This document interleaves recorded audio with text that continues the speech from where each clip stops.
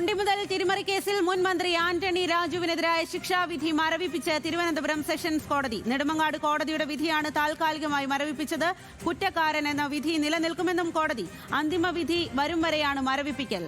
വിശദാംശങ്ങളുമായി V S Anu ആണ് ചേരുന്നത്. വി എസ് അനു, ഇപ്പോൾ എന്താണ് കോടതി ഇക്കാര്യത്തിൽ ചൂണ്ടിക്കാട്ടുന്നത്? സ്വാതി, തൊണ്ടിമുതൽ തിരിമറി കേസിൽ മുൻ മന്ത്രിയായിരുന്ന MLA ആയിരുന്ന ആന്റണി രാജുവിനെ 3 വർഷം തടവ് ശിക്ഷയ്ക്കാണ് നെടുമങ്ങാട് കോടതി വിധിച്ചിരുന്നത്. ഇതിനെതിരെ ആന്റണി രാജു തിരുവനന്തപുരം സെഷൻസ് കോടതിയിൽ ഈ ശിക്ഷ മരവിപ്പിക്കണമെന്നും ഈ ശിക്ഷ റദ്ദാക്കണമെന്നും ആവശ്യപ്പെട്ടുകൊണ്ടുള്ള ഒരു ഹർജി നൽകിയിരുന്നു. ആ ഹർജിയിൽ ഇപ്പോൾ തിരുവനന്തപുരം സെഷൻസ് കോടതിയുടെ വിധി വന്നിരിക്കുന്നു. നിലവിൽ ആന്റണി രാജുവിനെതിരായ തൊണ്ടിമുതൽ ശിക്ഷാ വിധി, അതായത് 3 വർഷം തടവ് എന്നുള്ള ശിക്ഷ മരവിപ്പിച്ചിരിക്കുന്നു. അതേസമയം ആന്റണി രാജു കുറ്റക്കാരനെന്നുള്ള വിധി അത് നിലനിൽക്കുകയും ചെയ്യുമെന്നുള്ളതാണ് കോടതി വ്യക്തമാക്കുന്നത്. അതേസമയം അന്തിമ വിധി വരുന്നത് വരെയാണ് ഈ ശിക്ഷാ മരവിപ്പിക്കൽ ഉള്ളത്.